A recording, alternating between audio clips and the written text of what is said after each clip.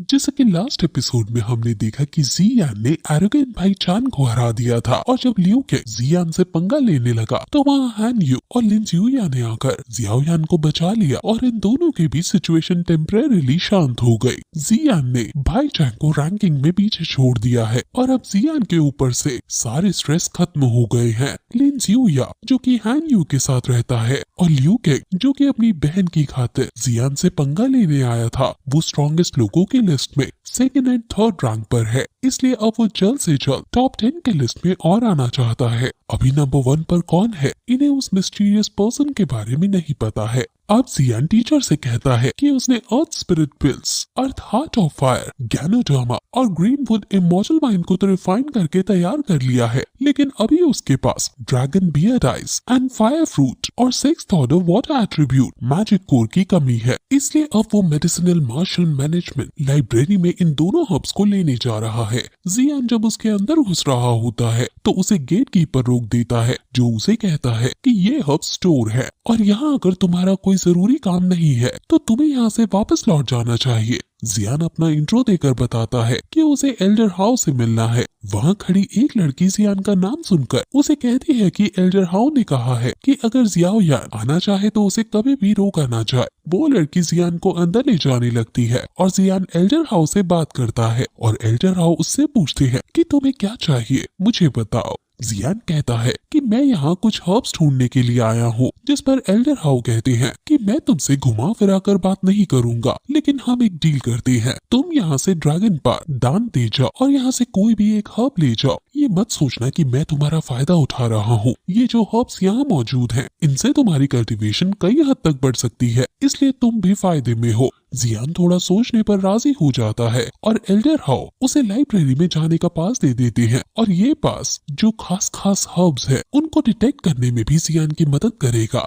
जियान library के अंदर घुसकर यहाँ वहाँ देखने लगता है। ये लाइब्रेरी बहुत बड़ी है, यहाँ कई सारे मेडिसिनल इंग्रेडिएंट्स हैं और जियान फिर लिफ्ट के ऊपर चढ़ता है और अलग अलग फ्लोर्स पर जाने लगता है और हर्ब्स ढूंढने लगता है। वो और ऊपर की मंजिल पर जाता है और कई सारी हर्ब्स होने की वजह से वो बेस्ट हर्ब चूज नहीं कर पा रहा है और फिर आखिरी में वो सबसे ऊपर पहुंच जाता है और समझ जाता है कि ये वो जगह है जहाँ सबसे अच्छे हर्ब्स हैं। उसे फिर ब्लड पाइथन ब्रांच दिखती है और वो कहता है कि इतनी खास हर्ब्स इन कोरियात में ही मिल सकती हैं। इस इंग्रेडिएंट से डॉलिंग टैन भी बनाई जा सकती है। वो फिर आगे बढ़ता है और उसे फिर finally dragon board ice fire fruit मिल जाती है और वो काफी खुश होता है। वो उसे ग्रैब करता है, लेकिन तभी वहाँ अचानक एक छोटी लड़की उछलते कूदते जियान के हाथ से वो हर्ब छीन लेती है और उससे पूछती है कि आखिर तुम कौन हो, क्यों मेरे फ्रूट को तुम चुरा रहे हो। जियान छोटी सी लड़की को देखकर हैरान है और वो जब ये देखता है कि वो एक हर्ब जिसका नाम वज्र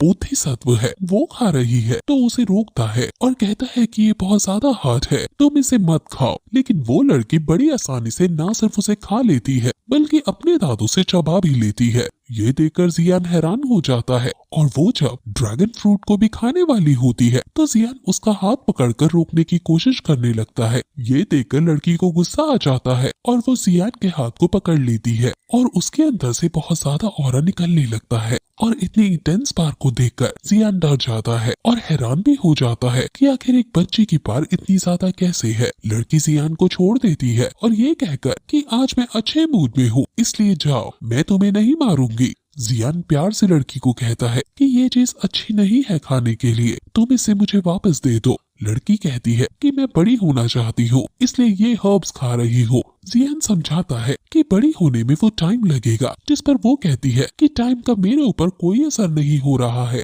जियान कहता है कि तुम यहाँ की हर्ब्स ऐसे ही खा जाती हो, अगर ये बात एल्डर हाउ को पता चली तो वो तुम्हें डांटेंगे। जिस पर वो कहती है कि उस बुढ़े आदमी को ये बात पता है, लेकिन वो मेरा कुछ भी बिगाड़ने की हिम्मत नहीं रखता। जियान कहता है तो क्यों ना हम एक डील करें, तुम मुझे ये वाली हर्ब दे दो, इसके बदले में मैं तुम्हें एक तुम्हारी हर्ब को रिफाइन करके दूंगा जिसे तुम्हें कच्चा नहीं खाना पड़ेगा। वो पूछती है कि क्या तुम एक रिफाइनर हो, जिस पर जियान हाँ करता है और वो राजी हो जाती है, लेकिन वो साथ ही साथ ये भी कहती है कि अगर उसका स्वाद फिर अच्छा नहीं हुआ तो मैं ये तुमसे वापस छीन लूंगी और तुम्हें भी खा जाऊंगी। वो उसे हर्ब दे देती है और जियान भी मजाक में कहता है कि तुम्हें देखकर लगता नहीं कि तुम मुझे खा पाओगी, जिस पर वो कहती है कि एक लड़की कुछ भी खा सकती है, अब तुम्हें तुम्हारी हर्ब मिल गई है, इसलिए अब जल्दी करो और मेरी हर्ब को रिफाइन करो। तो जियान जल्दी से अब नीचे जाकर एल्डर हाउ से बात करने के बाद रिफाइन के लिए तैयार हो जाता है और अब दोनों एल्डर हाउ के पास जाने लगते हैं। जब वो एल्डर हाउ के पास पहुंचने ही वाले थे तो वो लड़की छुप जाती है और एल्डर हाउ जियान से कहते हैं कि मैंने सोचा नहीं था कि तुम इतनी जल्दी वापस आ जाओगे। आखिर क्या तुम्हें तुम्हारी हर्ब मिल